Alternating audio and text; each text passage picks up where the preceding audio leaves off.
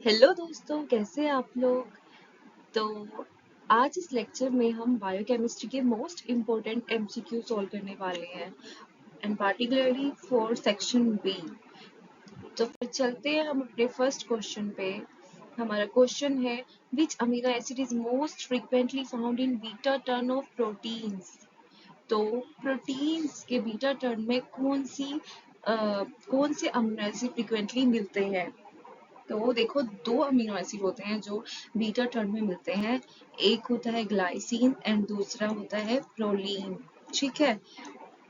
तो अब यहाँ पे हमें देखो ऑप्शन में किसका नाम दिया है, प्रोलीन का दिया है। इसका मतलब कि जो प्रोलीन है बीटा टर्न में मिलता है। अब बीटा टर्न के बारे में आपको थोड़ा पता होना चाहिए कि बीटा टर्न क्या होती है। प्रोटीन की जो सेकेंडरी स्ट्रक्चर होती है ना, सेकेंडरी स्ट्रक्चर होती है प्रोटीन की, उसमें जो बीटा टर्न होता है उसको हम बीटा टर्न को हम रिवर्स टर्न भी बोलते हैं, रिवर्स टर्न। ठीक है। इसको रिवर्स टर्न बोलते हैं क्योंकि यहाँ पर जो पेप्टाइड, जो पॉलीपेप्टाइड जैसे जा रही है, ये कोई पॉलीपेप्टाइड ये टर्न लेने का काम करती है। ठीक है, ये टर्न लेगी यहाँ पे। तो ये वो रीजन होता है जहाँ पे डायरेक्शन चेंज होती है। ठीक है, डायरेक्शन चेंज होती है यहाँ पर। एंड प्रोलीन और ग्लाइसिन जो है इसमें बहुत इंपॉर्टेंट है। इसके लिए प्रोलीन का काम क्या रहता है। प्रोलीन देखो जो होती है हमारी, ये कैसी होती है, ये साइक्लिक होती है। ठीक है, साइक्लिक होती है और ये इसका काम होता है, ये इंड्यूस करती है किंक, इंड्यूस करेगी। ठीक है। और आपको पता है इसका कन्फर्मेशन कैसा रहता है, सिस कन्फर्मेशन जो होता है।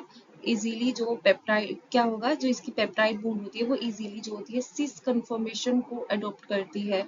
और जो कि किसके लिए जरूरी है, जो टर्न है उसके लिए बहुत जरूरी होता है, ताकि टाइट ज्योमेट्री उसको मतलब मिल सके, आइडियल होता है उसके लिए। ठीक है। नेक्स्ट अगर हम बात करते हैं ग्लाइसिन की, तो ग्लाइसिन किस लिए, ये क्या होता है, ये स्मॉलेस्ट अमीनो एसिड होता है। ठीक है, आप जानते हैं यहाँ पे जो आर होता है उसमें जो साइड चेन होती है उसमें सिर्फ हाइड्रोजन प्रेजेंट होता है। और ये क्या करता है, मतलब क्योंकि ये फ्लेक्सिबल होता है बहुत ज्यादा। ठीक है, हाईली फ्लेक्सिबल होता है और ये आराम से जो है वो जो वहां पर स्पेस होता है उसमें फिट हो जाता है। ठीक है। तो हमें यहाँ पे यही बताना था, तो आपको याद रखना है कि भाई बीटा टर्न जो होते हैं उसकी प्रोटीन, उसमें कौन कौन सी प्रोटीन मिलती है। एक ग्लाइसिन और दूसरी प्रोलीन होती है। और रीजन भी पता चल गया आपको, ये प्रोलीन जो होती है वो साइक्लिक होती है, किंक जनरेट करती है। ठीक है। एंड जो मतलब ग्लाइसिन होती है वो स्मॉलेस्ट होती है और फ्लेक्सिबल होती है।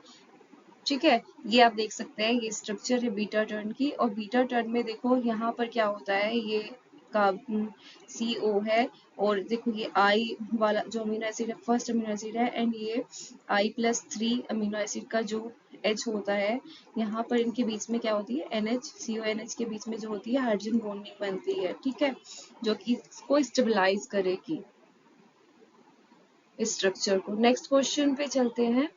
तो नेक्स्ट क्वेश्चन है हमारा, the peptide bond in protein has partial double bond character because of. तो पेप्टाइड बॉन्ड जो होती है प्रोटीन में वो पार्शियल डबल बॉन्ड करेक्टर उसमें मतलब किसकी वजह से होता है। हम चलते हैं अपनी पेप्टाइड बॉन्ड पर। देखो हम, ये अमीनो एसिड है। ठीक है, R हो गया, NH, H हो गया, CO एंड CONH, CR, ये अमीनो एसिड 1 हो गया, ये अमीनो एसिड 2 हो गया। ठीक है, यहाँ भी आगे बनी होगी। अब जो ये आपको दिख रहा है CONH, this is peptide bond. Okay, ये पेप्टाइड बॉन्ड है जो अमीनो एसिड को जोड़ रही है आपस में। अब यहाँ पे आप जानते हैं कि जो ये नाइट्रोजन होता है इसके पास लोन पेयर ऑफ इलेक्ट्रॉन होते हैं, और ये इलेक्ट्रॉन ये इधर जाके डबल बॉन्ड बना सकते हैं एंड देन ये इधर लोकलाइज हो सकते हैं। तो यहाँ पर होता क्या है, ये जो इसके इलेक्ट्रॉन है वो डीलोकलाइजेशन हो रहा है उनका, और उसकी वजह से रेजोनेंस रेजोनेंस शो कर रहा है ये। ठीक है, एंड रेजोनेंस की वजह से क्या हो रहा है, ये स्टेबलाइज हो रहा है। यहाँ पे आपको पार्शियल डबल बॉन्ड करेक्टर दिखेगा, यानी कि यहाँ पे देखो, ये यहाँ पे इलेक्ट्रॉन आ गए तो यहाँ पे NH इनके बीच में जो है ये डबल बॉन्ड हो जाएगी और ये O यहाँ पे हो जाएगा। ठीक है, बाकी सब ऐसा ही इधर उधर रहेगा और आपको हाइब्रिड स्ट्रक्चर कुछ ऐसे दिखेगी कि ऑक्सीजन के पास जो है पार्शियल नेगेटिव आ रहा है एंड जो ये N है इस पर आ रहा है पार्शियली पॉजिटिव चार्ज एंड यहाँ पर पार्शियल डबल बॉन्ड। तो आपको जो हाइब्रिड स्ट्रक्चर मिलेगी वो कुछ ऐसी मिलेगी, ठीक है। पार्शियल डबल बॉन्ड करेक्टर आ रहा है, वो किसकी वजह से आया है, वो रेजोनेंस की वजह से आया है यहाँ पे, ठीक है। नेक्स्ट क्वेश्चन देखते हैं, which of the following amino acid absorb UV light strongly at 280 nanometre. 280 nanometre पर कौन सा अमीनो एसिड होता है जो कि क्या करता है, यूवी लाइट को एब्जॉर्ब करेगा। तो जो अमीनो एसिड्स होते हैं, खास कौन, एरोमेटिक अमीनो एसिड्स होते हैं जो कि क्या करते हैं, लाइट को एब्जॉर्ब करने का काम करते हैं, ठीक है। कौन कौन होते हैं अमीनो एरोमेटिक में, कौन कौन आता है हमारा, फिनाइल एलेनिन आता है, टायरोसिन एंड ट्रिप्टोफेन, ठीक है। ट्रिप्टोफेन शॉर्ट में लिखा है, यानी कि ट्रिप्टोफेन जो होता है, इसके अंदर ट्रिप्टोफेन के अंदर होता क्या है, इसके अंदर इंडोल रिंग होती है, ठीक है। ट्रिप्टोफेन में इंडोल रिंग होती है और ये स्ट्रॉन्गेस्ट एब्जॉर्बर होता है, ठीक है। तो ये क्या करेगा, इस लाइट को स्ट्रॉन्गली 280 नैनोमीटर पर स्ट्रॉन्गली एब्जॉर्ब करने का काम करता है। क्या प्रेजेंट होती है यहाँ पे, इंडोल रिंग प्रेजेंट होती है जो कि एरोमेटिक होती है। बाकी ग्लाइसिन एलेनिन जो होते हैं ये एब्जॉर्ब नहीं करते हैं, ठीक है, इस पर। और सेरीन जो होता है ये कैसा होता है, ये पोलर अमीनो एसिड होता है और ये भी इस पर एब्जॉर्ब नहीं करेगा। Next question, in collagen the unusual amino acid hydroxy proline is formed by. तो देखो जब नॉर्मली क्या होगा, नॉर्मली तो वही प्रोलीन लगेगा, प्रोलीन नॉर्मल, ठीक है। ये अमीनो एसिड आ गया, अब ये हाइड्रोक्सी कहाँ से मतलब बन गया, कैसे बन गया ये, तो ये बाद में क्या होता है, जैसे पहले प्रोलीन था उसमें अमीनो एसिड्स होंगे सारे और ये प्रोलीन भी होगा, तो ये था, तो फिर एक एंजाइम आएगा जिसका नाम है पायरोलिल पायरोलिल हाइड्रोक्सिलेज, क्योंकि वो हाइड्रोक्सिल ग्रुप को ला रहा है ना, हाइड्रोक्सिलेज। देखो आपको ऐसे देखना है कि हाइड्रोक्सी, ठीक है, हाइड्रोक्सी का मतलब क्या होता है, यानी कि OH, ठीक है, OH आ रहा है, प्रोलीन पर OH लगाया जा रहा है। तो खुद ही देखो, ये तो कॉमन सेंस वाली बात होगी, ग्लाइकोसाइलेशन से क्या OH लगेगा, नहीं लगेगा। हाइड्रोक्सिलेशन दिया है यहाँ पे, इसे हम होल्ड पे रखते हैं, आगे एसिटाइलेशन से क्या लगेगा, नहीं। मिथाइलेशन से तो मिथाइल ग्रुप लगेगा, इससे एसिटाइल ग्रुप लगेगा, इससे ग्लाइकोसाइल ग्रुप लगेगा।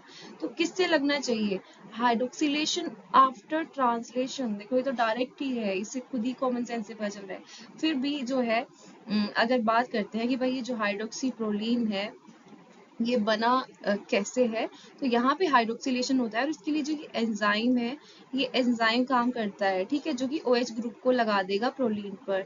अब इसके लिए ना रिक्वायरमेंट होती है, किसकी रिक्वायरमेंट होती है, विटामिन सी की रिक्वायरमेंट होती है।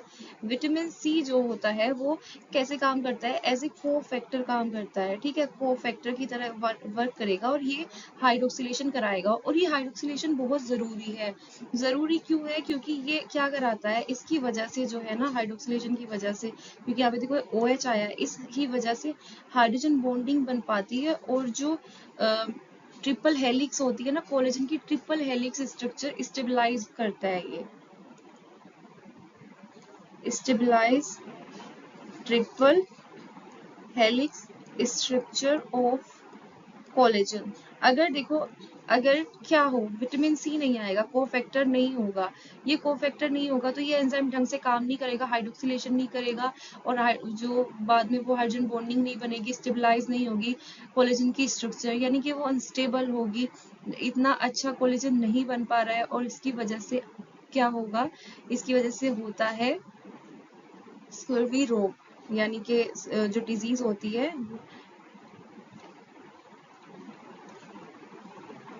ये हो जाती है अगर डिफिशियंसी होती है, किसकी, डिफिशियंसी, अगर विटामिन सी की डिफिशियंसी हो ना, डिफिशियंसी की वजह से। और वो इसीलिए हुआ है क्योंकि कोलेजन नहीं बन, ये स्टेबल कोलेजन नहीं बन पाया, ठीक है, डिफिशियंसी होना विटामिन सी की। नेक्स्ट क्वेश्चन पे चलते हैं, question number 5। Alpha helix structure of protein is stabilised by, ये तो बहुत ही इजी सा क्वेश्चन है। यहाँ पे पूछा है कि भाई अल्फा हेलिक्स जो स्ट्रक्चर है वो कौन स्टेबलाइज करता है, तो इसको स्टेबलाइज करने का काम करती है हाइड्रोजन बॉन्डिंग। यहाँ पे CONH के बीच जो यहाँ पे देखो ये कौन सा वाला कार्बन है, ये I फर्स्ट पोजीशन का है एंड ये I+4 वाली पोजीशन का जो NH है, इसके साथ यहाँ पे आपको हाइड्रोजन बॉन्डिंग देखने के लिए मिलेगी। तो अल्फा हेलिक्स स्ट्रक्चर जो होती है वो स्टेबलाइज करता है कौन, हाइड्रोजन बॉन्ड करते हैं। तो हमारा नेक्स्ट क्वेश्चन है alternating purine and pyrimidine sequence such as DGC and favor formation of, तो जिसमें आपको अल्टरनेट प्यूरिन pyrimidine, वो भी खासकर किसकी बात कर रहे हैं, डियोक्सी ग्वानिन की एंड साइटोसिन की बात कर रहे हैं। अगर अल्टरनेट आपको ये देखने मिल रही है तो ये किसका फॉर्मेशन को फेवर कर रही है, तो ये ZDNA जो होता है उसके फॉर्मेशन को फेवर करती है, ठीक है। एंड ये जो DNA होता है ना, ये कैसा होता है, लेफ्ट हैंडेड हेलिकल स्ट्रक्चर होती है इसकी, ठीक है, लेफ्ट हैंडेड होता है, लेफ्ट हैंडेड हेलिक्स। एंड ये जो होता है जिगजैग पैटर्न भी शो करता है, दैट्स वाई हम इसको ZDNA बोल रहे हैं। इसका पैटर्न कैसा होता है, जिगजैग। जो शुगर फोस्फेट बैकबोन होता है वो जिगजैग आपको दिखाई देगा, इसीलिए जो है हम इसको ZDNA बोलते हैं। और ये लेफ्ट हैंडेड हेलिक्स स्ट्रक्चर होती है इसकी, जबकि जो हमारा ADNA BDNA होता है इनकी कैसी होती है, राइट हैंडेड होती है, ठीक है। और हमें यहाँ पे क्या बताना था कि ऑल्टरनेटिंग प्यूरिन pyrimidine सीक्वेंस जो होती है वो किसके फॉर्मेशन को फेवर करती है, तो ये ZDNA के सीक्वेंस जो ZDNA के फॉर्मेशन को क्या करती है, फेवर करती है, ठीक है। नेक्स्ट क्वेश्चन पे चलते हैं। नेक्स्ट क्वेश्चन है हमारा the major force stabilising the tertiary structure of globular protein is, तो हम थोड़ा सा ना प्राइमरी स्ट्रक्चर ही देखते हैं कि प्राइमरी स्ट्रक्चर को कौन फेवर करता है, फिर सेकेंडरी को कौन करता है, फिर टर्शरी को, क्योंकि क्वेश्चन सबसे ही बन जाते हैं। Primary structure, secondary structure and tertiary structure, कौन इनको फेवर करेगा। अब देखो प्राइमरी स्ट्रक्चर किससे बनी होती है, एक अमीनो एसिड दूसरे अमीनो एसिड से मतलब जुड़ा हुआ, इस तरह से किससे जो किसके थ्रू कनेक्टेड है, यहाँ पर बनी है पेप्टाइड बॉन्ड। एंड यहाँ पे जो पेप्टाइड बॉन्ड होती है वो क्या क्या होता है, वहाँ पे शेयरिंग होती है ना इलेक्ट्रॉन्स की, किससे बनी है, कोवेलेंट बॉन्ड, वहां पे मिलती है कोवेलेंट बॉन्ड, ठीक है। फिर सेकेंडरी स्ट्रक्चर की बात करते हैं तो उसको स्टेबलाइज कौन करता है, इसको स्टेबलाइज करती है हाइड्रोजन बॉन्डिंग, ठीक है, हाइड्रोजन बॉन्डिंग स्टेबलाइज करेगी इनको। बाकी फिर टर्शरी पर जब हम चलते हैं तो टर्शरी को जो है कौन स्टेबलाइज करता है, मेन जो होता है हाइड्रोफोबिक इंटरेक्शन। तो यहाँ पे क्या होता है, जैसे कि हमारे जो कोई प्रोटीन है, जैसे कि ये प्राइमरी स्ट्रक्चर है, देन थोड़ी फोल्डिंग हुई कुछ भी, ये सेकेंडरी बन गई, देन फिर वो आपस में बहुत ज्यादा मतलब अंदर अंदर तक फोल्ड, इस तरह से हुई टर्शरी बनाई। तो जो ये टर्शरी होती है इसमें होता क्या है, जो अंदर मतलब बाहर इसको फेवर कौन का, ये कौन बनवा रहा है, बाहर अगर एक्वस एनवायरनमेंट होगा, कैसा होगा, जैसे कि वाटर होगा, ठीक है। और हमें पता है कि अमीनो एसिड, कुछ अमीनो एसिड हाइड्रोफोबिक भी होते हैं, तो जो हाइड्रोफोबिक होते हैं ना वो पानी से बचने के लिए अंदर छुप जाते हैं। हाइड्रोफोबिक अमीनो एसिड पानी से बचने के लिए खुद को अंदर छुपा लेते हैं, ठीक है, वाटर से, ताकि वो दूर रहे। और इस तरह से जो है टर्शरी स्ट्रक्चर का फॉर्मेशन होता है। नॉन पोलर अमीनो एसिड जो होंगे वो अंदर कोर में चले गए, वाटर से दूर होंगे। और यही इसका मेन ड्राइविंग फोर्स होता है, किसका, कि जो ये हाइड्रोफोबिक इंटरेक्शन हो रहा है, ये टर्शरी स्ट्रक्चर जो बन रही है। इसके अलावा इसमें भी कुछ मतलब हाइड्रोजन बॉन्ड भी इनको मतलब थोड़ा थोड़ा स्टेबलाइज करती हैं, साइड चेन की जो होती है, लेकिन मेन जो होता है हाइड्रोफोबिक इंटरेक्शन रहेगा, ठीक है। तो आंसर हो गया हमारा हाइड्रोफोबिक इंटरेक्शन। अगर आपको दिया है जो कोवेलेंट बॉन्ड है वो तो प्राइमरी स्ट्रक्चर में आएगा, पेप्टाइड बॉन्ड की बात मेनली पेप्टाइड बॉन्ड टाइप होगा वो। फॉस्फोडाइस्टर बॉन्ड कहाँ पे मिलती है, आपको पता है DNA RNA में मिलती है। Next question, which amino acid is most commonly involved in disulfide bond formation? अब इस क्वेश्चन में पूछा है कि भाई जो डाई सल्फाइड बॉन्ड होती है उसका फॉर्मेशन कौन इनमें से करता है, कौन सा अमीनो एसिड है वो। तो वो महाशय है हमारे सिस्टीन। सिस्टीन की स्ट्रक्चर देखते हैं कि भाई सिस्टीन काम कैसे करते हैं। सिस्टीन जैसे कि हम जानते ही हैं कि अमीनो एसिड के स्ट्रक्चर में क्या क्या होता है। एक साइड आपको NH3 पॉजिटिव या NH2 लिख सकते हैं, COO नेगेटिव ये मिलेगा। तो एक साइड हाइड्रोजन होगा और एक तरफ जो साइड चेन होती है सिस्टीन में उसमें CH2SH होता है। यानी कि यहाँ पर जो ये SH है सारा खेल ये कर रहा है। अब इसी तरह एक और सिस्टीन इसके यहाँ पे होगी, तो एक और सिस्टीन आ गई, ठीक है, CH2SH। अब ये क्या करती है, ये दोनों ये आपस में जो होती है क्या करती है, डाइसल्फाइड बॉन्ड बनाएगी। कैसे बनाएगी, हम यहाँ पर नॉर्मल बाकी सारी चीजों को नहीं बनाते, ठीक है।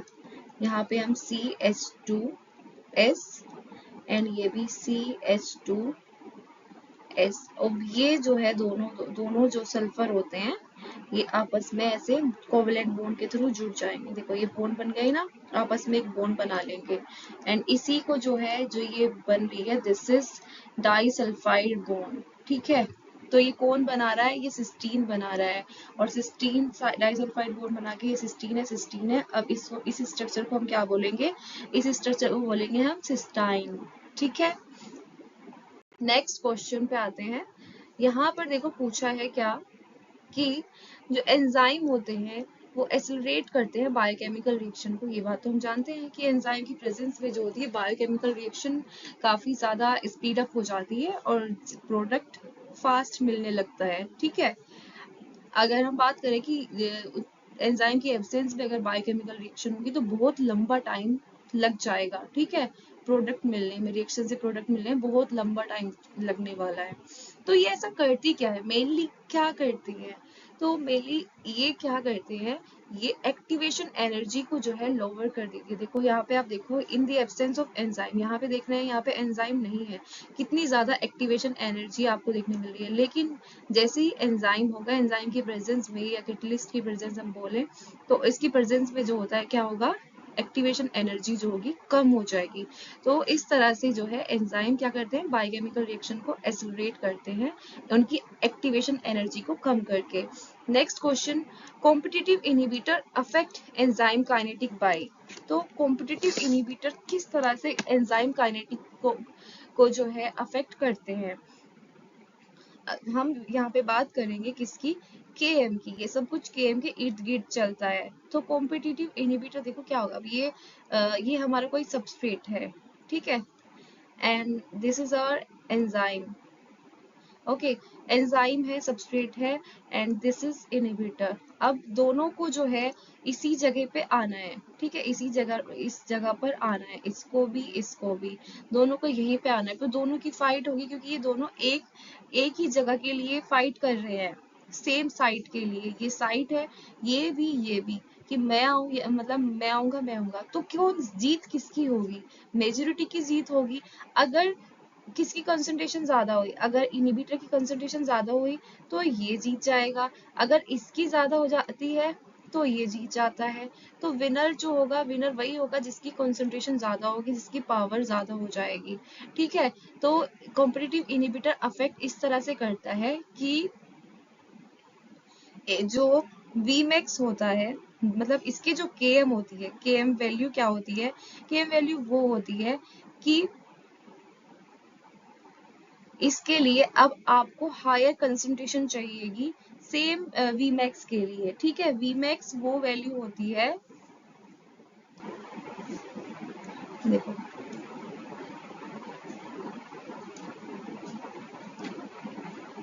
Vmax मैक्सिमम जो रेट होगी, ठीक है। अब Vmax का जो हाफ होगा, यानी कि सबस्ट्रेट की इतनी वैल्यू जिस पर Vmax हाफ हो, ठीक है, उसे हम K बोलते हैं। सबस्ट्रेट की वो कंसंट्रेशन, यानी कि Vmax हाफ तक पहुंचने के लिए सबस्ट्रेट की कितनी कंसंट्रेशन की जरूरत पड़ रही है, उसी को हम क्या बोलते हैं, Km बोलते हैं। तो अगर Vmax हाफ पर पहुंचने के लिए हमें सबस्ट्रेट कम से कम चाहिए तो इसका मतलब क्या है, कि एफिनिटी ज्यादा है, लेकिन इनहिबिटर आके क्या काम कर रहा है, इनहिबिटर खुद रोकेगा, ये फाइट करेगा, ये बोलेगा कि मैं आ गया हूँ, तो ये जो इसको आने नहीं देगा, तो हमें यहाँ पे सबस्ट्रेट की कंसंट्रेशन बढ़ानी पड़ेगी, यानी कि हम बढ़ा रहे हैं तब हमें वीमैक्स का हाफ मिल पाएगा, यानी कि वीमैक्स पहुंचने में टाइम लग रहा है एक तरीके से। तो ऐसी सिचुएशन में होता यही है कि वीमैक्स जो होता है वो बढ़ जाता है, ठीक है, क्योंकि हमें यहाँ पे कंसंट्रेशन ज्यादा देनी पड़ेगी। तो ये क्या कर रहा है, कॉम्पिटिटिव इनहिबिटर कर क्या रहा है, ये इंक्रीज कर रहा है किसको, Km को इंक्रीज कर रहा है। एंड Km क्या होती है, Km सबस्ट्रेट की वो कंसंट्रेशन होती है जहां पर Vmax जो होती है वो हाफ होती है, यानी कि मैक्सिमम जो वेलोसिटी है उसका हाफ लाने के लिए जो है जितनी कंसंट्रेशन चाहिए सबस्ट्रेट की, ठीक है, उसी को हम Km बोलेंगे। और अगर कोई इनहिबिटर आ जाएगा तो हमें ज्यादा कंसंट्रेशन देनी पड़ेगी, ज्यादा कंसंट्रेशन बढ़ाएंगे तभी Vmax तक हम पहुंच पाएंगे, नहीं तो पहुंचना मुश्किल हो जाएगा, ठीक है।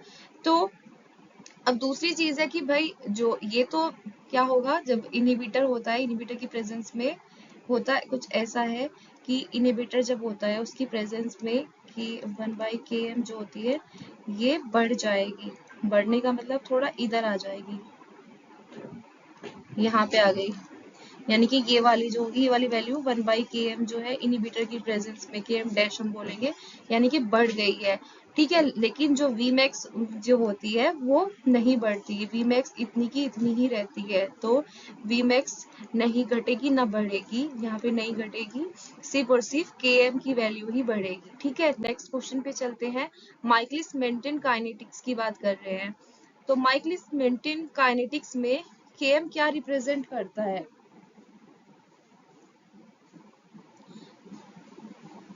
तो Km के बारे में हमने अभी अभी बात की, Km क्या होता है, Km वो वैल्यू होती है सबस्ट्रेट की, वो कंसंट्रेशन होती है जिसमें Vmax की वैल्यू, Vmax हाफ होती है, ठीक है। तो यहाँ पे क्या होगा, मैक्सिमम वेलोसिटी या फिर enzyme concentration, substrate concentration at half max, मतलब जो हाफ जो होगी वी मैक्स का जब हाफ होगा उस टाइम पे जो सबस्ट्रेट की कंसंट्रेशन होगी, जैसे आप देख सकते हैं ये सबस्ट्रेट कंसंट्रेशन है एक्स एक्सिस पे, एंड ये वाई एक्सिस पे आप देख रहे हैं वेलोसिटी, तो वी मैक्स का जब हाफ होता है उस पर कितनी कंसंट्रेशन है सबस्ट्रेट की, उसी को हम Km बोलते हैं, ठीक है।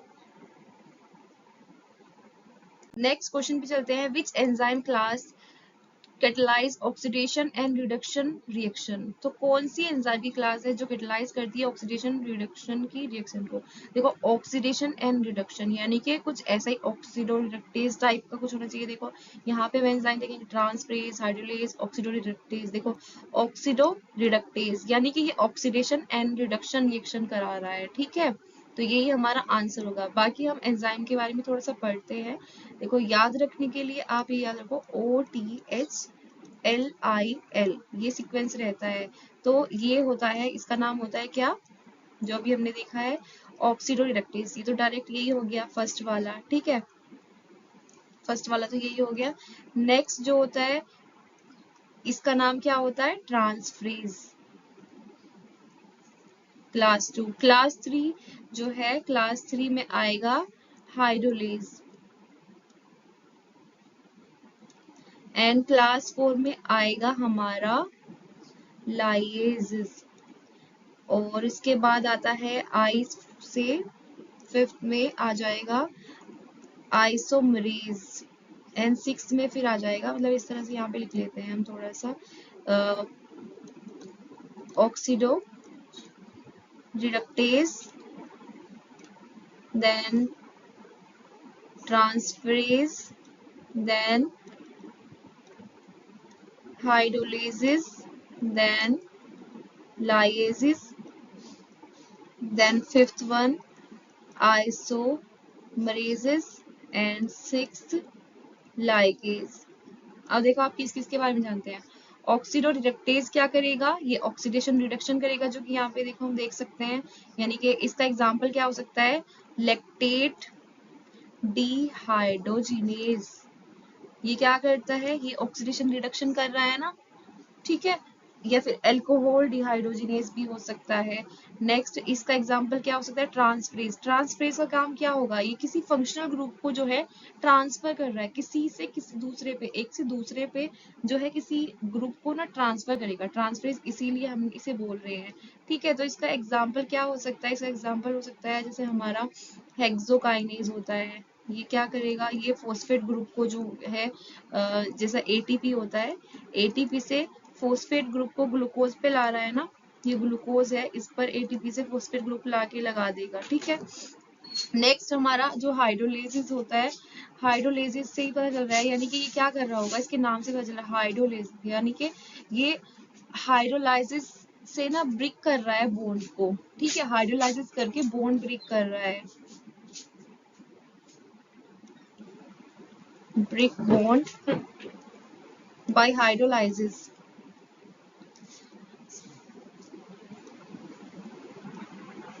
तो यहाँ पे क्या हो रहा है कि वाटर को यूज कर रहे हैं और बॉन्ड को ब्रेक कर रहे हैं। जैसे कि आप देख सकते हैं कि क्या होता है, मतलब हाइड्रोलाइसिस में हम देख रहे हैं ना कि जब प्रोटीन हो या फिर ग्लूको मतलब प्रोटीन या स्टार्च वगैरह जो होता है, यानी कि खासकर हम बात करें ना इस स्टार्च है, STARC स्टार्च है, जैसे अमाइलेज है, मतलब अमाइलेज को जैसे ये क्या करेगा, ये स्टार्च को तोड़ेगा, है ना, अमाइलेज जो होता है।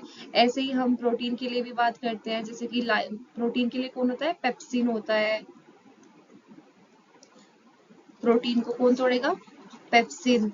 और लिपिड्स को तोड़ने का काम करेगा करेगा कौन, लाइपेज। स्टार्च के लिए कौन है, अमाइलेज। तो ये सब क्या कर रहे हैं, ये इनको पॉलीमर्स को मोनोमर्स में तोड़ रहे हैं, और किस तरह से तोड़ रहे हैं, उनको हाइड्रोलाइसिस करके। ठीक है, उनमें वाटर को जोड़ रहे हैं और उनकी बॉन्ड तोड़ी जा रही है। ठीक है, अब आते हैं लाइसिस पर। तो ये लाइसिस क्या होते हैं, देखो ये बॉन्ड तोड़ रहे हैं कैसे, हाइड्रोलाइसिस के थ्रू। ये हाइड्रोलाइसिस के थ्रू नहीं जो तोड़ते हैं। ठीक है, यहाँ पर वाटर का एडिशन नहीं होगा। ओके, तो यहाँ पे नो एडिशन ऑफ वाटर, यानी कि यहाँ पे वाटर का एडिशन नहीं हो रहा है, और बिना हाइड्रोलाइटिक एडिशन के जो है और किस क्या कर रहे हैं, बॉन्ड को तोड़ा जा रहा है। ठीक है, और इसका एग्जाम्पल है क्या, एल्डोलेज। जो आपने देखा होगा ना वहाँ पे ग्लाइकोलाइसिस में एल्डोलेज जो होता है, वो ये का इस तरह से काम कर, वो क्या है, लाइएज है एक। फिर हम आइसोमरेज की बात करते हैं, तो आइसोमरेज क्या होंगे, ये स्ट्रक्चर और ज्योमेट्रिकल चेंज लाएंगे। ठीक है, जैसे कि आप देखते हैं ना ग्लूकोज 6 फॉस्फेट जब कन्वर्ट होता है फ्रक्टोज 6 फॉस्फेट में। ठीक है, यहाँ पे सारी चीजें सेम ही रहती हैं। ये फ्रक्टोज होता है, ये इसका ग्लूकोज का आइसोमर ही तो है ना एक तरह से। तो ये सिर्फ क्या करा रहे हैं, आइसोमर्स ही बनवा रहे हैं। तो ये होंगे आइसोमरेज। फिर लाइगेज पे आते हैं, तो लाइगेज क्या करता है, मॉलिक्यूल्स को जोड़ता है, कोवेलेंट बॉन्ड बनाते हैं। और खासकर इसका एग्जांपल हम देख सकते हैं डीएनए आरएनए में, जो डीएनए आरएनए में जो फॉस्फोडाइस्टर बॉन्ड बनती है, कौन कराता है, वो लाइगेज कराता है, डीएनए लाइगेज होता है। ठीक है, नेक्स्ट क्वेश्चन पे चलते हैं। अब यहाँ पर पूछा है लाइन वेवर बर्ग प्लॉट। लाइन वेवर बर्ग प्लॉट जो होता है वो किस कैसा, मतलब किसके बीच में ग्राफ है। लाइन वेवर बर्ग प्लॉट जो होता है, इसको हम क्या बोलते हैं, डबल रेसिप्रोकल प्लॉट भी बोलते हैं, डबल रेसिप्रोकल। किसका, माइकलस मेंटन का जो है, माइकलस मेंटन इक्वेशन का ये डबल रेसिप्रोकल होता है। ठीक है, इसमें देखो क्या होता है, यहाँ पे आप देख सकते हैं नॉर्मली जब माइकलिस मेंटन की हम बात करते हैं, तो माइकलिस मेंटन में जो है एक्स एक्सिस पे जो होती है सबस्ट्रेट की कॉन्सेंट्रेशन, एंड दूसरे पर जो होती है वेलोसिटी या फिर हम रेट की बात करते हैं। और यहाँ पर हाइपरबोला जो बनता है, कर्व बनता है, कैसा हाइपरबोलिक होता है। और सबसे ज्यादा वी मैक्स यहाँ पे वी मैक्स होगा, एंड वी मैक्स का जहाँ पे हाफ होगा उसकी कॉन्सेंट्रेशन कितनी होती है, के एम के इक्वल होती है। फिर हम जब बात करते हैं इसकी इक्वेशन कैसी रहती है, वी जीरो या फिर v equal to V max S, मतलब सबस्ट्रेट की कॉन्सेंट्रेशन और सबस्ट्रेट की कॉन्सेंट्रेशन प्लस के एम रहती है। ठीक है, ये अब इसका जब डबल रेसिप्रोकल करते हैं तो इक्वेशन क्या बनती है, 1/v, फिर K M by V max 1/s plus 1/v max. तो इसको हम इक्वेशन कैसे लिखेंगे, यानी कि क्या होता है y equal to M X plus C. ठीक है, y पर क्या आ जाएगा, y पर हमारा 1/v आ जाता है। ठीक है, y पर हमारा 1/v या 1/v नोट आ जाएगा। ठीक है, एंड ये हो गया एम एक्स, यानी कि x क्या है यहाँ पे 1/s होगा। ठीक है, x एक्सिस पे क्या होगा 1/s होगा। और बाकी जो ये आपको दिख रहा है km बाई वी मैक्स, ये km बाई वी मैक्स क्या होगा, ये स्लोप होगा। ठीक है, km बाई वी मैक्स जो होगा this is slope. And y intercept क्या होगा आपका, y इंटरसेप्ट हो जाएगा 1/v max and x intercept हो जाएगा -1/km। ठीक है, तो लाइन वर्क प्लॉट जो होता है किस किस के बीच में ग्राफ प्लॉट किया जाता है, 1/v vs 1/s। और ये भी याद रखना है आपको कि 1/v जो रहेगा वो y एक्सिस पे होगा एंड ये x एक्सिस पे रहेगा। नेक्स्ट क्वेश्चन, इस क्वेश्चन में क्या पूछा है, एलोस्टेरिक एंजाइम जनरली शोज। तो एलोस्टेरिक एंजाइम जनरली क्या शो करते हैं, कैसा ग्राफ शो करते हैं, देखो किस टाइप की काइनेटिक्स शो करेंगे, हाइपरबोलिक या सिग्मोइडल या फिर लीनियर या फिर जीरो ऑर्डर। तो जो एलोस्टेरिक एंजाइम होते हैं ना वो किस टाइप की शो करते हैं, सिग्मोइडल। अब इसके बारे में भी थोड़ा देखते हैं कि सिग्मोइडल देखो क्या होता है। नॉर्मली जो माइकलिस मेंटेन एंजाइम होते हैं वो कैसे रहते हैं, वो ऐसे होते हैं, यानी कि जो एम एंजाइम होते हैं वो कैसे रहते हैं, हाइपरबोलिक जो काइनेटिक शो करते हैं वो। ठीक है, हाइपरबोलिक टाइप की। ओके, लेकिन ये सिग्मोइडल करते हैं, सिग्मोइडल यानी कि कुछ इस तरह से एस शेप आपको दिखेगा, यहाँ पे आपको स्टार्टिंग में ढंग से नहीं होता हुआ दिख रहा है। तो इसका मेन रीजन क्या है कि ये क्यों इस तरह का सिग्मोइडल शो करते हैं। स्टार्टिंग में खास जो एफिनिटी होती है इतनी ज्यादा नहीं होती है। ठीक है, जो एंजाइम होता है, एंजाइम सबस्ट्रेट के लिए मतलब एफिनिटी इतनी अच्छी नहीं होती, यहाँ पे जो एफिनिटी होती है कम होती है। कब, स्टार्टिंग में। लेकिन जैसे ही जुड़ता है, जुड़ने के बाद कोऑपरेटिविटी जो होती है ना, कोऑपरेटिविटी, ये यहाँ पे इसका बहुत बड़ा रोल होता है। यानी कि ये जब जुड़ता है ना, बाइंडिंग होती है जब सबस्ट्रेट की मॉलिक्यूल से एक एक्टिव साइट से, तो वो एफिनिटी को क्या करेगा, ये इंक्रीज कर देगा। ठीक है, एफिनिटी इंक्रीज हो जाएगी सबस्ट्रेट के लिए, और इस तरह से पहले तो आपको कम दिख रहा था और फिर एफिनिटी इंक्रीज होकर ये फिर बढ़ेगा। ठीक है, और फिर ये किस तरह की काइनेटिक शो करेगा, सिग्मोइडल काइनेटिक शो करेगा। Next question, which vitamin derived cofactor participate in transamination reaction? तो transamination reaction में कौन सा विटामिन derived cofactor जो है participate करता है। तो ये कौन करता है, विटामिन derived कौन सा होता है और ये किससे derive होता है, विटामिन B6 जो होती है ना, विटामिन B6 से derive होता है। कौन होता है, PLP, यानी कि पायरिडॉक्सिल फोस्फेट जो होता है। ठीक है, ये एक्टिव फॉर्म होती है विटामिन B6 की, एंड ये एसेंशियल कोफैक्टर होता है ट्रांसएमिनेशन के लिए। ठीक है, कैसा होता है, एसेंशियल कोफैक्टर होता है, यानी कि इसकी पूरी इसकी जरूरत है, इसके बिना काम नहीं चलेगा। और ये एक्चुअली करेगा क्या, ये टेम्पोरेरी कैरियर की तरह काम करता है। टेम्परेरी कैरियर ऑफ किसका, अमीनो ग्रुप, जो अमीनो ग्रुप होता है उसका ये टेम्परेरी कैरियर होता है। ठीक है, अब ये करेगा कैसे काम, जब रिएक्शन होगी तो जो ये पीएलपी है, ठीक है, पीएलपी कन्वर्ट हो जाएगा किसमें, पीएमपी में। पीएमपी क्या होती है, पायरिडॉक्सामीन फोस्फेट। ठीक है, पायरिडॉक्सामीन फोस्फेट में कन्वर्ट हो जाएगा। पीएलपी किस किस यहाँ पे क्या जुड़ जाएगा, जो ये अमीनो ग्रुप है ये जुड़ जाएगा। ठीक है, ये अमीनो ग्रुप को एक्सेप्ट करके, ठीक है, इसका एडिशन होगा, इसको एक्सेप्ट करके पीएमपी बनाएगा। एंड देन ये पीएमपी से क्या करेगा, अमीनो ग्रुप को ट्रांसफर करेगा, कहाँ पर, ट्रांसफर करेगा इसको कीटो एसिड पर। और कीटो एसिड पर जब ये ट्रांसफर हो जाएगा अमीनो ग्रुप, ठीक है, तो क्या हो जाएगा, एक न्यू अमीनो एसिड बन जाएगा। ठीक है, तो यहाँ पे पीएलपी क्या कर रहा है, अमीनो ग्रुप को लेके जा रहा है। अमीनो ग्रुप को जब इसने अपने ऊपर लगाया तो पीएमपी बन गया, देन इसको ट्रांसफर कर देगा कीटो एसिड को, और कीटो एसिड पे जब अमीनो ग्रुप जाएगा तो न्यू अमीनो एसिड आपको देखने मिलेगा। तो यहाँ पर काम कौन करता है, ये पीएलपी करता है। और ये क्या होता है, ये विटामिन B6 की एक्टिव फॉर्म होती है। ठीक है, active form of vitamin B6। ठीक है, तो हमारा आंसर PLP हो गया। नेक्स्ट क्वेश्चन, अब यहाँ पे पूछा है which enzyme catalyse the irreversible conversion of fructose 6 phosphate to fructose 1,6 bisphosphate in glycolysis. तो ये पूछ रहे कि कौन सा एंजाइम है जो फ्रक्टोज 6 फॉस्फेट से फ्रक्टोज 1,6 फॉस्फेट में कन्वर्ट कर रहा है। तो देखो यहाँ पे क्या हो रहा है, एक एक्स्ट्रा जो है फॉस्फेट ग्रुप आ रहा है, ठीक है, तो यानी कि फॉस्फेट ग्रुप आ रहा है तो काइनेज तो होना चाहिए। अब ये नॉर्मल हेक्सोकाइनेज है, ये एल्डोलेज है, एल्डोलेज तो नहीं आएगा।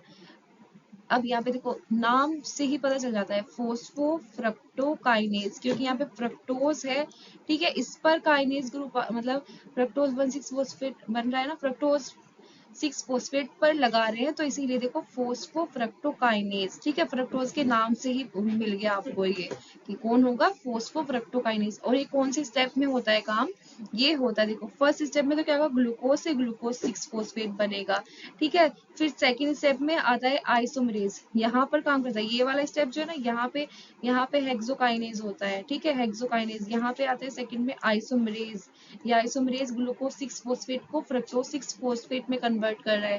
फिर ये जो थर्ड वाला स्टेप है, यहाँ पर देखो फ्रक्टोज 6 फॉस्फेट से बन रहा है फ्रक्टोज 1,6 बिस्फोस्फेट, यहाँ पे हुआ कुछ नहीं ज्यादा, यहाँ पे सिर्फ एक फॉस्फेट ग्रुप लगा है, ठीक है, जो फर्स्ट कार्बन होता है उस पर फॉस्फेट लग गया है।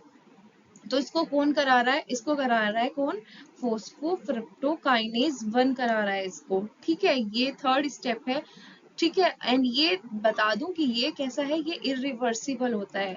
इसके साथ साथ ही स्टेप नंबर जो फर्स्ट ये वाला देखो, एक तो फर्स्ट होता है इरिवर्सिबल, ठीक है, एक थर्ड होता है एंड एक लास्ट वाला जो 10th होता है, ये 3 स्टेप होते हैं जो ग्लाइकोलाइसिस में कैसे होते हैं, इरिवर्सिबल होते हैं। तो आपको ये 3 स्टेप याद रखने हैं, फर्स्ट स्टेप इरिवर्सिबल होता है, थर्ड स्टेप इरिवर्सिबल होता है और फिर 10th स्टेप इरिवर्सिबल होता है। इसके अलावा कहाँ कहाँ आपको एटीपी मिल रहा है और कहाँ कहाँ आप एटीपी खर्च कर रहे हैं, ये भी आपको पता होना चाहिए। देखो एक तो स्टेप नंबर फर्स्ट पे आप क्या कर रहे हैं, एटीपी खर्च कर रहे हैं, और इस थर्ड पे एटीपी खर्च हो रहा है, दो जगह 2 स्टेप्स हैं, यहाँ पे एटीपी खर्च हो रहा है, यानी कि यहाँ पे 2 एटीपी खर्च हो रही है, ठीक है। इसके अलावा अर्निंग कहाँ पे हो रही है एटीपी की, एक तो 7th स्टेप में, और यहाँ से आपको 2 एटीपी मिलेगी, ठीक है, यहाँ पे मिल रही है, यहाँ पे खर्च हो रही है, यहाँ पे माइनस, यहाँ पे आप प्लस लगा लो, ठीक है। ऐसे ही 10th स्टेप में भी जो होती है 2 एटीपी मिलती है। अब ओवरऑल कितना हो जाएगा, नेट एटीपी कितना हो जाएगा, 2 खर्च हुई है, 4 मिल रही है, तो जो नेट गेन जो होगा एटीपी का वो कितना होगा, वो 2 होगा, ठीक है, 2 एटीपी मिलेंगी ग्लाइकोलाइसिस से। नेक्स्ट क्वेश्चन पे चलते हैं, ग्लूकोनियोजेनेसिस पूछा है, in gluconeogenesis pyruvate is converted to oxaloacetate. तो ये देखो ग्लूकोनियोजेनेसिस होता क्या है, ग्लूकोनियोजेनेसिस होती है वो प्रोसेस जहां पर देखो क्या होगा, ग्लूकोज बनाया जाएगा, ठीक है, यहाँ दिख रहा है ना आपको, ग्लूकोनियोजेनेसिस, ग्लाइकोलाइसिस का ये उल्टा रहेगा, ठीक है, जैसे ग्लाइकोलाइसिस में क्या होता है, ग्लाइकोलाइसिस में क्या हो रहा है, इसमें हमारा ग्लूकोज जो होता है, ग्लूकोज से क्या बन रहा है, पाइरुवेट बन रहा है, ठीक है, लेकिन ग्लूकोनियोजेनेसिस में उल्टा होगा, पाइरुवेट से ग्लूकोज आपको मिलेगा, ठीक है, ये क्या होगा, ग्लूकोनियोजेनेसिस होगा, ठीक है, उल्टा है इसमें, तो उल्टा है तो यहाँ पे आपको उल्टा ही चलना पड़ेगा, यानी कि पाइरुवेट से उल्टे स्टेप्स पे आपको चलना है। तो सबसे पहले जो हमारा माइटोकॉन्ड्रिया जैसा होता है, माइटोकॉन्ड्रिया के अंदर जैसे पाइरुवेट चला गया, ठीक है, अब पाइरुवेट जो होता है वो कन्वर्ट होगा किसमें, ऑक्जेलो एसीटेट में कन्वर्ट होगा, यहाँ पे यही पूछा है इन्होंने, ऑक्जेलो एसीटेट में कन्वर्ट होगा, और कन्वर्ट होने के बाद फिर वो बाहर आता है, ठीक है, बाहर आएगा, इसका बाहर आना, बाहर आके साइटोप्लाज्म के अंदर बाकी के अदर स्टेप जो होते हैं वो साइटोप्लाज्म में होते हैं, ठीक है। तो पाइरुवेट को ऑक्जेलो एसीटेट में कौन कन्वर्ट कर रहा है, यही इसमें पूछा है, तो ये करेगा पाइरुवेट कार्बोक्सिलेज, ठीक है, इसमें होते हैं 3 कार्बन, इसमें होते हैं 4 कार्बन, तो यहाँ पर देखो एडिशन होता है किसका, CO2 यहाँ पे डाला जाएगा, तो यहाँ पे कौन एंजाइम काम करेगा, पाइरुवेट कार्बोक्सिलेज, और साथ ही साथ यहाँ पर जो है एटीपी भी खर्च होती है, ठीक है, यहाँ पे एटीपी भी दी जाती है साथ में, तो पाइरुवेट कार्बोक्सिलेज जो एंजाइम होता है वो क्या करेगा, कैटलाइज करेगा, पाइरुवेट में एडिशन कर देगा CO2 का, एंड आपको ऑक्जेलो एसिटिक एसिड मिलेगा। लेकिन ये ऑक्जेलो एसिटिक एसिड जो है डायरेक्टली बाहर नहीं जा सकता, ये बात भी आपको याद रखनी है। तो हमारा आंसर तो इसी से मिल गया है कि पाइरुवेट कार्बोक्सिलेज होता है। और अगर बात करते हैं डिहाइड्रोजनेज की, तो ये काम उल्टा करता है, ये वाला काम नहीं करता है। ये क्या करता है, ये करता है पाइरुवेट को कन्वर्ट करता है किसमें, एसिटाइल कोएंजाइम ए में कन्वर्ट करता है। कहाँ पे, लिंक रिएक्शन में, ठीक है। एंड पीईपी कार्बोक्सिलेज कहाँ पे काम करता है, सॉरी, पीईपी कार्बोक्सीकाइनेज। तो ये क्या करता है, ये ऑक्जेलो एसीटेट को पीईपी में कन्वर्ट करता है। क्या करता है, ओएए को कन्वर्ट करता है पीईपी, यानी कि फोस्फोइनोल पाइरुवेट में कन्वर्ट करने का काम करेगा। एंड मेलेट डिहाइड्रोजनेज क्या करेगा, ये इंटर कन्वर्ट करता है किसको, ऑक्जेलो एसीटेट और मेलेट को इंटर कन्वर्ट करता है, किसको, ओएए को एंड मेलेट को इंटर कन्वर्ट करने का काम करता है, यानी कि इसको इसमें इस तरह से कन्वर्ट करेगा, इंटर कन्वर्ट। तो अब देखो, ये तो हमें पता चल गया कि पाइरुवेट को ऑक्सिलो एसीटेट में कौन कन्वर्ट कर रहा है, पाइरुवेट कार्बोक्सिलेज कर रहा है। अब जब ये ऑक्सिलो एसिटिक एसिड बन जाता है या फिर ऑक्सिलो एसीटेट, तो ये ना डायरेक्टली जो है बाहर नहीं जा सकता। क्यों नहीं जा सकता है, एक प्रॉब्लम होती है, जो माइटोकॉन्ड्रिया की इनर मेम्ब्रेन होती है उससे ये बाहर नहीं जा सकता। तो अब हमें ग्लूकोनियोजेनेसिस के लिए इसको साइटोप्लाज्म में भेजना है, क्योंकि बाकी के सारे काम वहीं पे होने, वहीं पे इसके एंजाइम्स प्रेजेंट होते हैं। तो इसलिए यहाँ पे क्या किया जाता है, ओएए को जो है कन्वर्ट किया जाता है किसमें, मेलेट में कन्वर्ट किया जाता है। एंड मेलेट में कन्वर्ट करने के बाद मेलेट जो होता है वो बाहर आराम से आ जाता है। फिर बाहर आने के बाद जो ये मेलेट होता है ये वापस से कन्वर्ट हो जाता है किसमें, ऑक्जेलो एसीटेट में कन्वर्ट हो जाता है। एंड देन ऑक्जेलो एसीटेट से जो होगा फाइनल क्या होगा, ऑक्जेलो एसीटेट से जो हमने अभी देखा पीईपी कार्बोक्सिलेज जो होता है, वो सॉरी पीईपी कार्बोक्सीकाइनेज जो होता है, ये ऑक्जेलो एसीटेट को कन्वर्ट करेगा पीईपी में, फोस्फोइनोल पाइरुवेट में। फिर आगे वही बिल्कुल जो है ग्लूको जो ग्लाइकोलाइसिस होता है ना, उसके उल्टे स्टेप्स इसमें चलते हैं, ठीक है। जैसे वो सीधी जैसे ऊपर से ऐसे जा रही है, ये इसके उल्टा जाती है। चलते हैं फिर हम नेक्स्ट क्वेश्चन पे। Which of the following is an important allosteric activator of phosphofructokinase 1? देखो ये phosphofructokinase 1 के बारे में क्वेश्चन है कि इसका allosteric activator कौन है।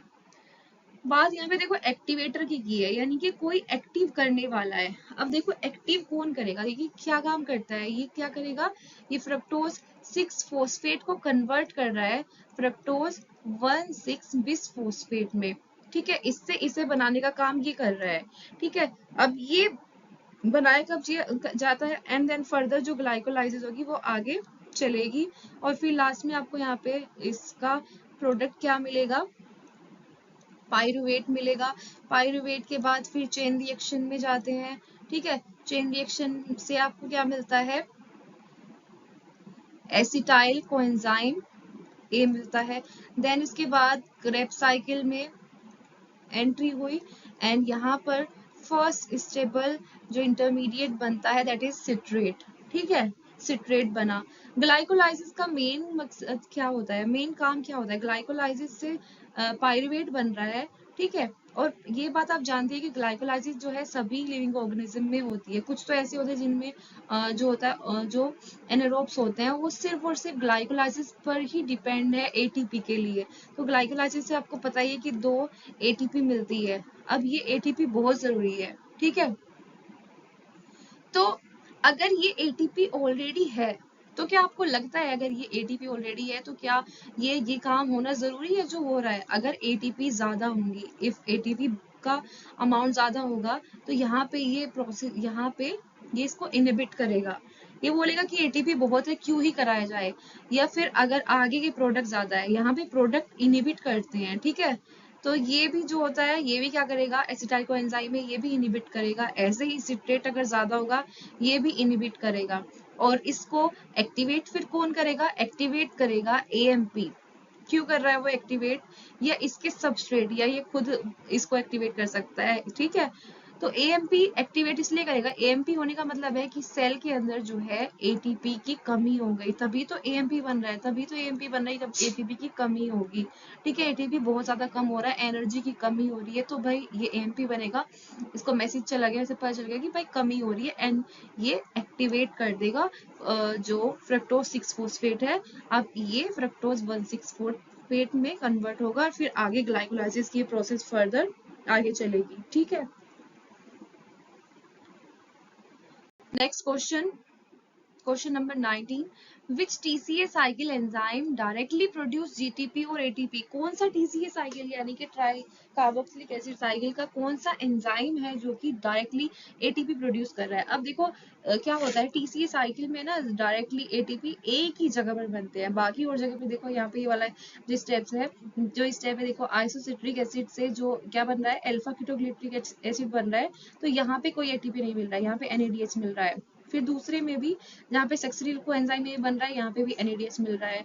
बाकी इसके अलावा देखो ये वाला जो सक्सिनिल कोएंजाइम ए से सक्सिनेट बन रहा है, यानी कि सक्सिनिल कोएंजाइम में सिंथेटेज, ठीक है, कौन होगा? सिट्रेट सिंथेटेज नहीं होगा, सक्सिनेट डिहाइड्रोजिनेज। तो यहाँ पे देखो सिट्रेट सिंथेटेज तो नहीं होगा, ठीक है, ये तो स्टार्टिंग में यहाँ पे आ गए, इस ये थोड़ा ही कुछ एटीपी वगैरह बनवा रहा है, नहीं बनवा रहा है। सक्सिनेट डिहाइड्रोजिनेज, सक्सिनेट डिहाइड्रोजिनेज क्या करा रहा है, देखो यहाँ पे देखो, इससे क्या हो रहा है, आपको FADH2 मिल रहा है, तो ये भी नहीं होगा। फ्यूमरेज, फ्यूमरेज भी नहीं होगा, ये फ्यूमरेट को मैलेट में कन्वर्ट करा रहा है, ये भी नहीं होगा। ठीक है, सक्सिनिल कोएंजाइम में सिंथेटेज होगा, ठीक है, क्योंकि यहाँ पे देखो आपको डायरेक्टली जब क्या हो रहा है, सक्सिनिल कोएंजाइम ए से सक्सिनेट बन रहा है, तो आपको यहाँ पे जीटीपी मिल रहा है यहाँ पे। ठीक है, ये हमारा आंसर हुआ। Next question, succinate dehydrogenase is unique because, ये यूनिक क्यों है? सक्सिनेट डिहाइड्रोजिनेज क्यों यूनिक है, ये बताना है आपको। क्या ये साइटोसोलिक एंजाइम है, located on outer membrane, part of both TCA and etc? तो क्या होता है, जो ये सक्सिनेट डिहाइड्रोजिनेज है, ये यूनिक एंजाइम इसीलिए है क्योंकि ये टीसीए साइकिल का भी और ईटीसी दोनों का पार्ट है। ठीक है, इसका जो है डुअल रोल होता है, ये दो काम करता है, इसीलिए इतना खास है ये पार्टिसिपेट करेगा टीसीए में भी एंड और साथ ही जो इलेक्ट्रॉन ट्रांसपोर्ट चेन है यहाँ पे भी ये काम कर रहा है। अब ये टीसीए में क्या काम कर रहा है, ऑक्सीडेशन करा है। टीसीए में क्या करा रहा है, ये करा रहा है, किसका ऑक्सीडेशन करा रहा है, oxidation of succinate to fumarate, succinate से फ्यूमरेट बना रहा है, अभी हमने पीछे भी देखा। ठीक है, सक्सिनेट से फ्यूमरेट बन रहा है और यहाँ पे आपको FADH भी मिल रहा है ना, FADH2 मिल रहा है यहाँ पे। और ETC में ये क्या करा रहा है, ETC में ये क्या काम कर रहा है, ETC में ये कॉम्प्लेक्स 2 की तरह सर्व कर रहा है, कॉम्प्लेक्स जो 2 होता है उसकी तरह सर्व करने का काम कर रहा है, और डायरेक्टली इलेक्ट्रॉन को जो है वो यूबिक्विनोन पूल को ट्रांसफर कर रहा है, किसको, यूबिक्विनोन पूल को ट्रांसफर करेगा ये इलेक्ट्रॉन्स को। तो आपको समझ आ गया कि ये क्या कर रहा है, दो काम कर रहा है, टीसीए में भी और ईटीसी में भी। और इसकी फिर लोकेशन क्या होती है, जैसे टीसीए के सारे एंजाइम, बाकी सारे एंजाइम जो होते हैं टीसीए साइकिल के एंजाइम्स कहाँ पे मिलते हैं, वो माइटोकॉन्ड्रिया के मैट्रिक्स में होते हैं, बाकी सारे तो। लेकिन जब हम बात करते हैं सक्सिनेट डिहाइड्रोजिनेज की, तो ये जो होता है सक्सिनेट डिहाइड्रोजिनेज कहाँ पे होता है, ये इनर माइटोकॉन्ड्रियल मेम्ब्रेन से बाउंड होता है, bound to inner mitochondrial membrane. तो देखो इस क्वेश्चन के साथ साथ हमने और भी चीजें समझ ली इसके बारे में, कि देखो ये काम क्या कर रहा है, सक्सिनेट से फ्यूमरेट में कन्वर्जन कर रहा है, यानी कि ऑक्सीडेशन करा रहा है उसका। बाकी ये ईटीसी में कॉम्प्लेक्स 2 की तरह काम कर रहा है, ठीक है। एंड ये कहाँ पे मिलता है, ये मतलब माइटोकॉन्ड्रिया के मैट्रिक्स में नहीं मिलता है, ये कहाँ पे मिलता है, बाकी के तो ऑल अदर एंजाइम जो है वो तो माइटोकॉन्ड्रिया के मैट्रिक्स में मिल जाएंगे, पर सक्सिनेट डिहाइड्रोजिनेज जो है वो इनर माइटोकॉन्ड्रियल मेम्ब्रेन पे मिलेगा, ठीक है। Next question, which TCA intermediate is directly formed from a alpha ketoglutarate? तो कौन सा TCA का इंटरमीडिएट है जो कि डायरेक्टली अल्फा कीटोग्लूटरेट से मिल रहा है? तो देखो पहले क्या था, सबसे पहले होता है सिट्रेट बनता है ना, सिट्रेट से आइसो सिट्रेट, आइसोसिट्रेट से अल्फा कीटोग्लूटरेट, अल्फा कीटोग्लूटरेट से सक्सिनिल कोएंजाइम ए, एंड फिर सक्सिनेट, सक्सिनेट से फ्यूमरेट, ठीक है, इससे फिर मालेट, एंड देन OAA, और यहाँ पे देखो यहाँ आ रहा है आपका एसिटाइल कोएंजाइम ए, वो जुड़ रहा है ना OA में, तब यहाँ पे सिट्रेट बन रहा है। तो यहाँ पे देखो क्या पूछा है, कौन सा TCA इंटरमीडिएट जो होता है डायरेक्टली अल्फा कीटोग्लूटरेट से मिल रहा है? तो डायरेक्टली अल्फा कीटोग्लूटरेट से आपको क्या मिलता हुआ दिख रहा है? सक्सिनिल कोएंजाइम ए मिल रहा है ना? कौन मिल रहा है? Succinyl coenzyme A. तो हमारा आंसर हो गया ये। Next question, which ETC complex transfers electron directly to oxygen? कौन सी जो है इलेक्ट्रॉन ट्रांसपोर्ट चेन कॉम्प्लेक्स होता है जो कि ऑक्सीजन को डायरेक्टली इलेक्ट्रॉन ट्रांसफर कर रहा है? ऑक्सीजन को डायरेक्टली, देखो ये हो गया कॉम्प्लेक्स 1, ठीक है, ये हो गया 2 3 4। जो कॉम्प्लेक्स 4 होता है ना, ये डायरेक्टली क्या करता है, ये ऑक्सीजन को इलेक्ट्रॉन ट्रांसफर करता है। और देखो यहाँ पे बाद में आपको वाटर बनता हुआ दिखेगा, ठीक है। तो कौन करता है? कॉम्प्लेक्स 4 करता है। ये तो बहुत इजी क्वेश्चन है। नेक्स्ट है ATP सिंथेटेज, वो sorry ATP synthase is also known as, ATP को यानी कि बनाने वाले को हम यहाँ बात कर रहे हैं, इसको ही हम बोलते हैं complex fifth, sorry complex fifth बोलते हैं इसको, ठीक है, ये फिफ्थ होता है, इसको हम फिफ्थ ही बोलते हैं। यहाँ पे ये क्या कर रहा है, इलेक्ट्रॉन ट्रांसपोर्ट चेन में 4 कॉम्प्लेक्स होते हैं वैसे तो, ठीक है, जो प्रोटॉन ग्रेडियंट बना रहे हैं, ये जो आपको 4 दिख रहे हैं ये प्रोटॉन ग्रेडियंट क्रिएट करा रहे हैं, ठीक है। बाकी जो ये फिफ्थ वाला है, ये क्या कर रहा है, इस ग्रेडियंट का यूज कर रहा है, वो ग्रेडियंट बन गया। अब इस ग्रेडियंट का यूज करके हाइड्रोजन को जब ये अंदर लाएगा और इसी से क्या होगा, ATP सिंथेसिस हो रही है, ठीक है। तो इसीलिए क्या बोलते हैं, कॉम्प्लेक्स जो फिफ्थ होता है इसी को ATP सिंथेसिस, या मतलब ATP सिंथेसिस को ही हम क्या बोल देते हैं, कॉम्प्लेक्स फिफ्थ बोलते हैं, ठीक है। नेक्स्ट क्वेश्चन आते हैं, which molecule act as mobile electron carrier between complex 3 and complex 4? complex 3 और complex 4 के बीच में कौन सा जो मोलिक्यूल है वो मोबाइल इलेक्ट्रॉन कैरियर उसको हम बोलते हैं? तो हम चलते हैं complex 3 और complex 4 के बीच में, देखते हैं क्या है। यहाँ पे आपको दिख रहा है साइटोक्रोम C दिख रहा है ना, ये साइटोक्रोम C जो होता है ये वाटर सोल्यूबल प्रोटीन होती है। और देखो ये आपको इनर मेम्ब्रेन पर दिख रही है, जो इंटर मेम्ब्रेन स्पेस होती है वहां पे आपको दिख रही है, ठीक है। ये क्या हुई, ये माइटोकॉन्ड्रिया की अंदर वाली मेम्ब्रेन है, और देखो ये इंटर मेम्ब्रेन स्पेस के पास को ही दिख रही है। और ये मोबाइल इलेक्ट्रॉन कैरियर है, और ये क्या कर रहा है, कॉम्प्लेक्स थर्ड से कॉम्प्लेक्स 4 में जो होता है क्या, इलेक्ट्रॉन को लाएगा, ठीक है। तो आपको यही बताना था कि कौन है वो कैरियर, तो वो होते हैं हमारे साइटोक्रोम C होता है। बाकी देखो साइटोक्रोम Q के बारे में भी देखते हैं, ठीक है। साइटोक्रोम Q, सॉरी किसके बारे में, कोएंजाइम क्यू के बारे में, साइटोक्रोम नहीं होता, कोएंजाइम क्यू होता है। कोएंजाइम क्यू हम देखते हैं, ये कोएंजाइम क्यू दिख रहा है, ठीक है, ये भी मोबाइल इलेक्ट्रॉन कैरियर है, लेकिन ये क्या करता है, ये इलेक्ट्रॉन को कॉम्प्लेक्स 2 से, देखो ये कॉम्प्लेक्स 2 है, कॉम्प्लेक्स 2 से कहाँ ले जा रहा है, कॉम्प्लेक्स थर्ड में ले जा रहा है, ठीक है। और बाकी आप देख रहे हैं कि जो ये NADH होता है, FADH2 होता है, ये क्या है, ये इलेक्ट्रॉन डोनर है, ठीक है, इनिशिएट कर रहे हैं जो कि प्रोसेस को। देखो यहाँ पे ये इलेक्ट्रॉन डोनर है NADH, और सेकंड वाले पे कौन है, FADH2 है, ये भी आपको याद रखना है। NADH जो है ये किस पे है, फर्स्ट पे, और ये सेकंड पे है।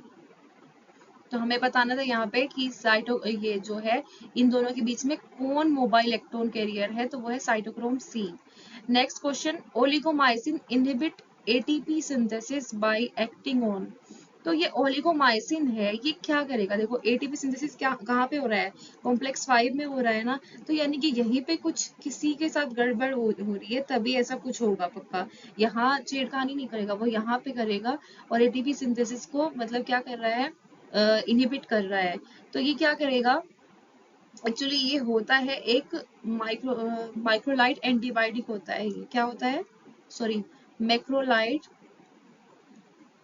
एंटीबायोटिक, ठीक है, एंटीबायोटिक होता है। और ये इनिबिट करता है किसको, ऑक्सीडेटिव फोस्फोरिलेशन जो होता है ना, उसको इनिबिट करता है। कैसे, ये क्या करेगा, ये बाइंड कर जाएगा जो ये एफओ होता है ना, आपको पता ही है कि एफओ F1 होता है, तो ये इससे बाइंड कर जाता है, ठीक है, इससे बाइंड करेगा एटीपी सिंथेसिस की यूनिट से। तो क्या करेगा, प्रोटोन जो चैनल है विद इन एफओ, इसको ब्लॉक कर देगा, यहाँ से जो प्रोटोन आ रहे हैं उनको ब्लॉक कर देगा, और फ्लो जो होगा प्रोटोन का वो जो होगा वो नहीं आ पाएगा, क्योंकि ब्लॉक हो गया ना, प्रोटोन जो है माइटोकॉन्ड्रिया मैट्रिक्स में नहीं आ पाएंगे, तो इसकी वजह से एटीपी नहीं बन पाएगी, ठीक है। तो यहाँ पे ये क्या कर रहा है, ये एटीपी सिंथेस जो होता है उसको इनहिबिट कर रहा है। Next question, fatty acid beta oxidation primarily occurs in, fatty acid beta oxidation primarily कहाँ पे होता है, तो ये जो होता है फैटी एसिड बीटा ऑक्सीडेशन जो होता है, ये होता है हमारे माइटोकॉन्ड्रिया में, ठीक है, माइटोकॉन्ड्रिया के मैट्रिक्स में होता है। अब यहाँ पे क्या होगा, ये क्या होती है, देखो बीटा ऑक्सीडेशन भी क्या है, ये भी एक मेटाबॉलिक प्रोसेस ही है, ठीक है, यहाँ पे भी कुछ टूट ही रहा है।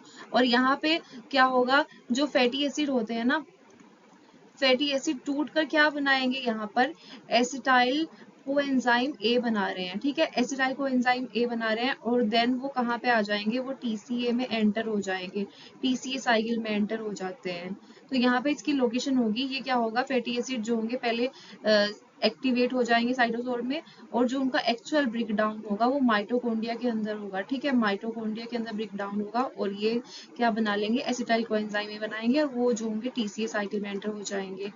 नेक्स्ट क्वेश्चन आता है, carnitine is required for the transport of, तो कार्निटीन किसके जो ट्रांसपोर्ट में काम करती है, तो ये क्वेश्चन भी जो है, जो लॉन्ग चेन फैटी एसिड होते हैं ना, लॉन्ग चेन फैटी एसिड होंगे, उनको माइटोकॉन्ड्रिया तक ले जाने का काम करती है, ठीक है, कार्निटीन शटल के थ्रू ही ये जाता है।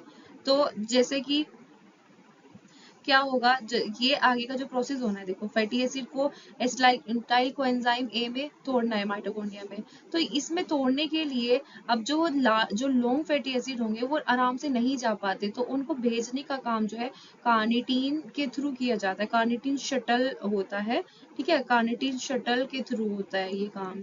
तो कार्निटीन शटल का जो मैकेनिज्म होता है उसमें लॉन्ग चेन फैटी एसिड को जो होंगे इनर माइटोकॉन्ड्रियल मेम्ब्रेन के थ्रू अंदर भेजा गया मैट्रिक्स में, ठीक है, और फैटी एसिड देन फिर वो कन्वर्ट हो जाएंगे एसिटाइल कोएंजाइम में, और कार्निटीन जो होगी वो एसाइल ग्रुप से बाइंड होगी, और फिर क्या करेगी, मेम्ब्रेन के अक्रॉस जो है ट्रांसपोर्ट करती है, वो तो आपको पता ही चल गया कि कार्निटीन क्या कर रही है, वो लॉन्ग चेन को अंदर भेजने का काम कर रही है, ठीक है, ये चीज आपको याद रखनी है। और ये चीज याद रखनी है, बीटा ऑक्सीडेशन कहाँ पे होता है, तो ये होता है माइटोकॉन्ड्रिया के मैट्रिक्स में, और फिर ये एसिटाइल कोएंजाइम ए में टूट जाएगा, एसिटाइल कोएंजाइम ए जो होगा वो आगे टीसीए साइकिल में जाएगा, ठीक है।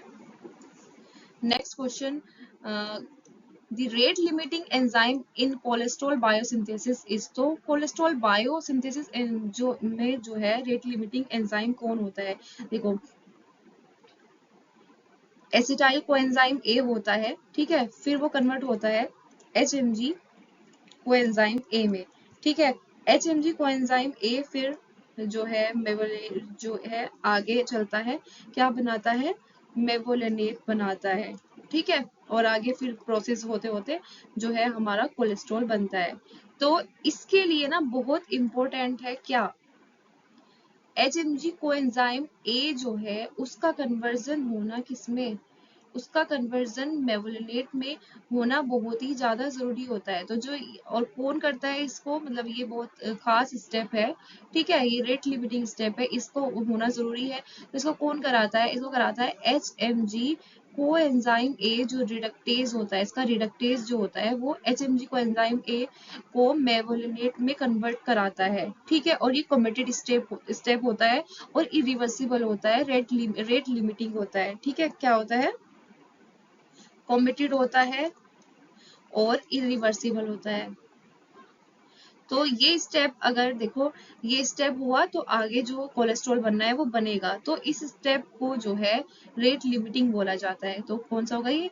HMG कोएंजाइम ए रिडक्टेज जो होता है ये होता है, ठीक है। Next question, urea cycle primarily occurs in, urea cycle कहाँ पे होती है?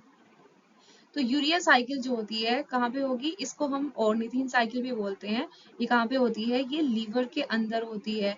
इसमें क्या होता है, बॉडी जो होते हैं टॉक्सिक अमोनिया को, यूरिया साइकिल में क्या होगा, जो अमोनिया होगा टॉक्सिक होगा, उसको क्या करते हैं, जो हाईली टॉक्सिक होता है, बाई प्रोडक्ट जो होती है प्रोटीन, आपको पता ही है किससे बना है ये, प्रोटीन का जो मेटाबॉलिज्म होगा उसका बाई प्रोडक्ट है ये, इसको कन्वर्ट कर देगा किस में, इसको यूरिया में कन्वर्ट कर देगा, जो कि सेफली आराम से बाहर निकल जाता है फिर किडनी के थ्रू, ठीक है। ये एक्सक्रिएट हो जाएगा। तो यहाँ पे ये यूरिया साइकिल में जो होगा अमोनिया को यूरिया में कन्वर्ट किया जाएगा, और ये कहाँ पे होता है? ये लिवर के अंदर होता है।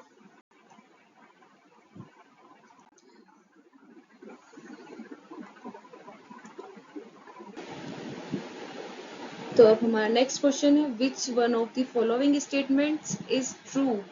इनमें से कौन से स्टेटमेंट्स ट्रू है?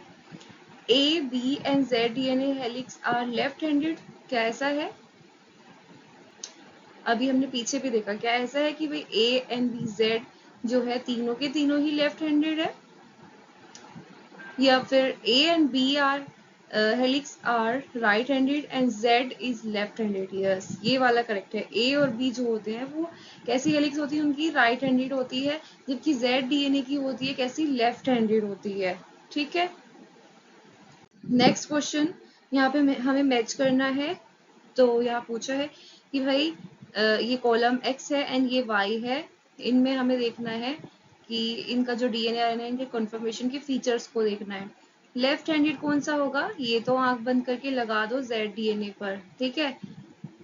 10 बेस पेयर पर टर्न पर 10 बेस पेयर कहाँ पे मिलती है? हमारे बी जो फॉर्म होती है, जो नॉर्मली हम डीएनए की फॉर्म पढ़ते हैं ना, that is B form, and उस पर आप देखते हैं कि पर टर्न आपको अप्रोक्स 10 बेस पेयर मिल जाती है, ठीक है। फिर बेस पेयर ऑफ सेंटर, तो ऑफ सेंटर बेस पेयर कहाँ पे देखने मिलेगी? ये मिलती है आपको ए फॉर्म में। एंड आरएनए डबल हेलिक्स कहाँ मिलती है? ये भी आपको ए फॉर्म में देखने मिलती है, यानी कि ये दोनों ए के लिए है, ठीक है। ए फॉर्म में मिलती है आरएनए डबल हेलिक्स भी and base pair of centre भी, ठीक है। नेक्स्ट क्वेश्चन पे चलते हैं, विच DNA confirmation is favoured under dehydrating condition? Dehydrating condition है, ठीक है। डिहाइड्रेटिंग कंडीशन कैसी रहेगी? यानी कि वाटर की यहाँ पे कमी की बात कर रहे हैं, यानी वाटर की जो एक्टिविटी है वो रिड्यूस हो रही है। तो ऐसा कब हो? इससे क्या बनेगा आपका? जब B DNA most common type का होता है, वो किस कंडीशन में होता है? बी डीएनए जो होता है वो हाइड्रेटेड फॉर्म में होता है। ये किस में होता है? ये हाइड्रेटेड कंडीशन में रहता है, ठीक है, हाईली हाइड्रेटेड।